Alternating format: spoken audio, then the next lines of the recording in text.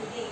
I would like to remind everyone to always please wear your face mask and let us maintain social distancing. Alright? Okay, so before we start, I would like to request everyone to please stand and requesting Mr. Daniel to please be the prayer. Take your seats. Once again, good afternoon everyone and welcome to our session this afternoon. So is it okay that I am going to remove my mask? Yes, ma'am. Thank you. Anyway, I'm far from each one of you. Alright. So are you ready for our afternoon session? Yes, ma'am. That's good to know. Now let us begin. But before that, before we proceed with our lesson, okay, so before we will begin with our new lesson this afternoon, we will have first a short game. Are you ready? Yes. Okay, so there will be sets of questions and you are going to answer, and each question has a corresponding prize. Are you ready? Yes. Okay, so let's begin. We are going to play Are You Smarter Than a Fifth Grader? Are you familiar with this game? No. Alright. Basically, this game is just like the Who Wants to Be a Millionaire's game. Do you know that game? Yes. So, alright. So, this is basically just the same as that question, but it's Are You Smarter Than a Fifth Grader? Because the questions are easy and could be understood by a fifth grader. Okay, so let us try to find out. Let us try to find out if you can still recall the answers to these questions. So just raise your hand if you know the question, if you know the answer, and please wait for your name to be called. So let's have number one.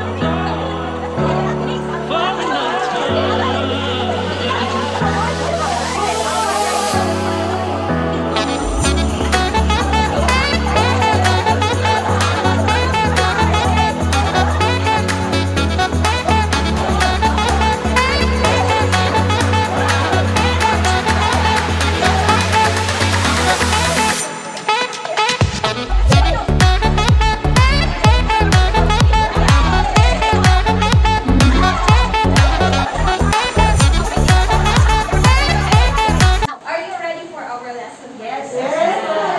Okay, just like the question, our lesson for this afternoon is all about the volcanic.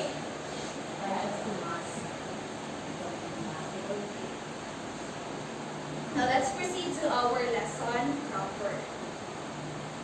Again, we are going to discuss on the volcanic hazards. But before that, let us identify first the objectives for this afternoon.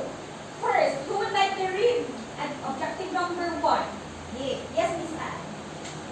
Identify the most common volcano-related hazards in the world. Alright, so we are going to focus our discussion on the hazards that are only found in the Philippines. Although there are a lot of hazards of the volcanoes, but our discussion will be focused in the Philippine setting. Next, number 2, Miss Flor, would you like to read? Value the importance of learning of the volcanic hazards and Okay, and we are going to discuss why is it important that we are going to learn the volcanic hazards. And for number 3, Miss Josa. create a family preparedness plan. Okay, so we are going to create also a family preparedness plan. So those are the objectives of our lesson this afternoon. So let us try to focus each of these objectives by going through each of those topics. Before going to the volcanic hazards, let us try to go back first on what happened in one of the most destructive volcanoes in the Philippines. That is the eruption of of Mount Pinatubo.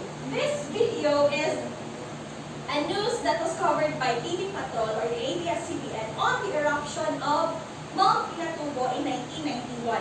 Now, with this video, I would like you to take note of the hazards that were mentioned in the video. So please listen, or let's watch the video.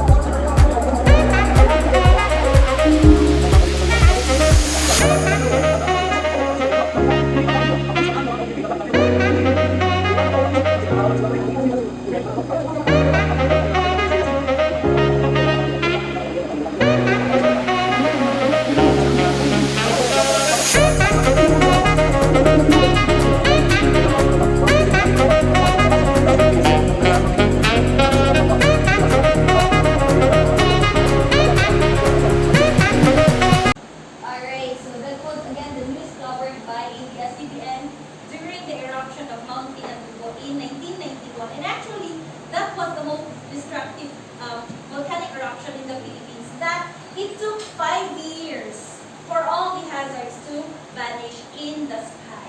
Now let us answer some questions that are related to the news that what we have watched. Now let us have the first question. What was the news all about? Eruption of Mount Pinatubo. Eruption of Mount Pinatubo in year July 15. June.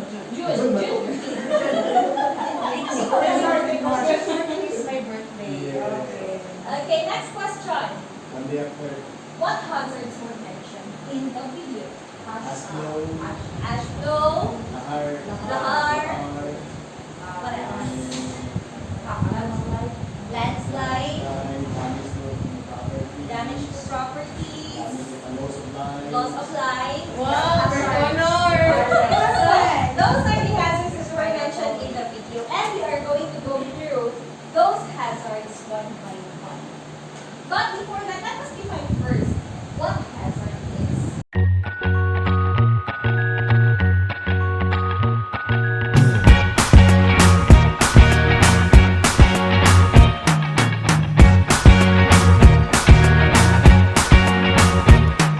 I can't forget the day we met. Your eyes so blue, me piercing through. I can't forget the day we met. Your smile so bright, it made me swoon.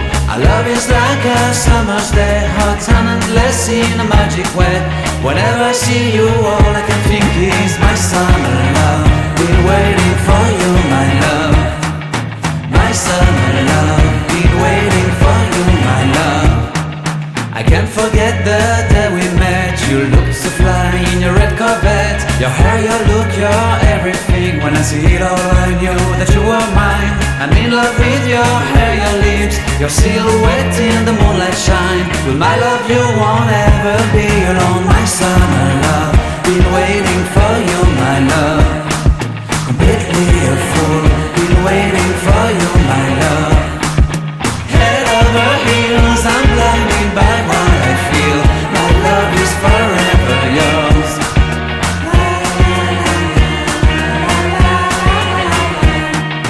Next, let us have this question. Who would like to answer? What are the volcanoes that we have discussed? I would like to answer. Yes, ma'am, please add. I can remember damage to property, health hazards, and agricultural land hazards. Damage to our damage or loss of Loss of agricultural land. Loss of life. Loss of life. Okay, so those are the hazards. And these Extinction of some hazards, species. some of these can be lessened when there are some precautionaries. Yeah. Next, how important is it for people to be aware of this volcano? That's important. Very important. Very, very important. How important?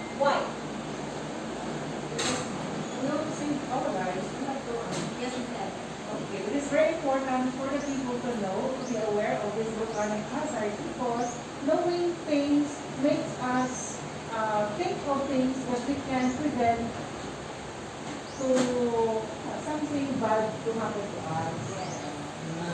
Prevention is better than Hello. Victorian. preventive measures. Yes, Siguro, ligtas ang may alam. Dapat alert to. Yes! Okay, that's it. And for this time, we are going to play. Mine to go, it's not actually a game, but an activity. Mine to go game. So I have here 3 sets of meta cards and a pen. And I would like you to go on pair. Would you like to go pair with me? Yes,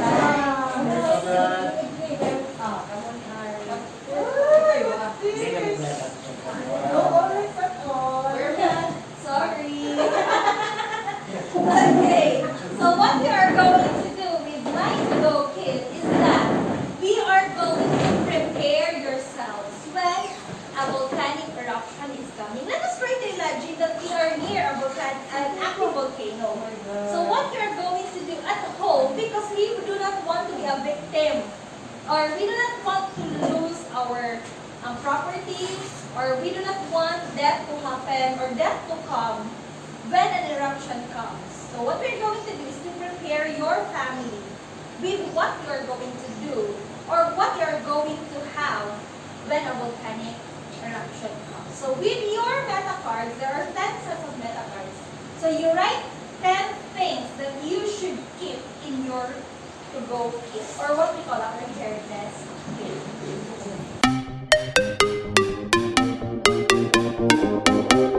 So one we have batteries, and then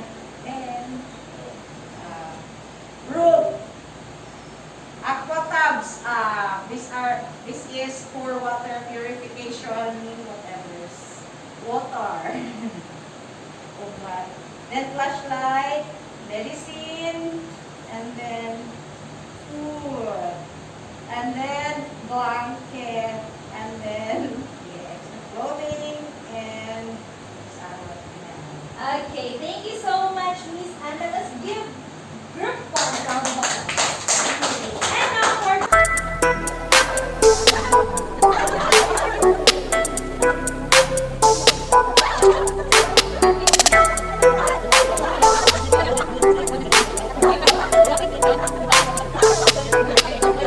okay, so that's it. So even if we are not living near an active volcano, we still have to prepare something in case there are some emergencies. So now this time, we will have another game. So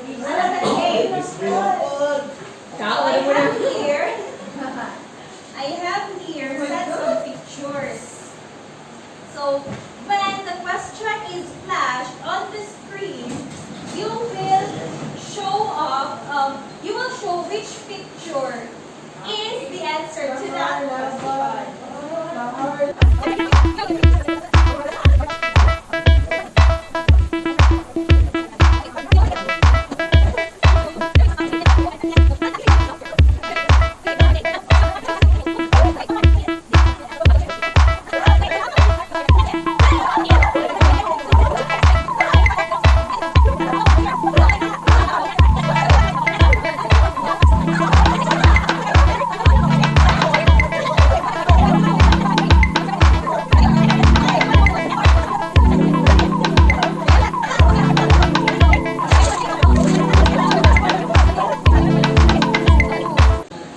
Okay, do you have any questions? Okay, so if you do not have any questions, let us go back and we have here our lesson activities for this afternoon. Number 1, identify the most common volcano-related hazards in the Philippines. Yes, ma'am. Are you able to identify the hazards? Yes. Okay, very good. Value the importance of learning the volcano. Yes, ma'am. How important is it again?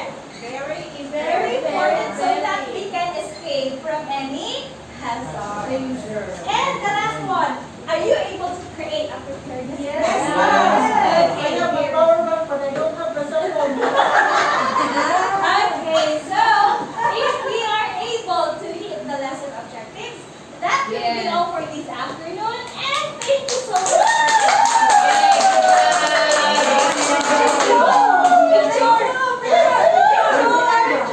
Picture sir, closer. With all the kanang prizes. I'll give yours to your mom, please. Thank you, Lynn. Well, I'm there. Also. Oy, say bye muna sa ano. Say bye sa kanang. Bye! Bye!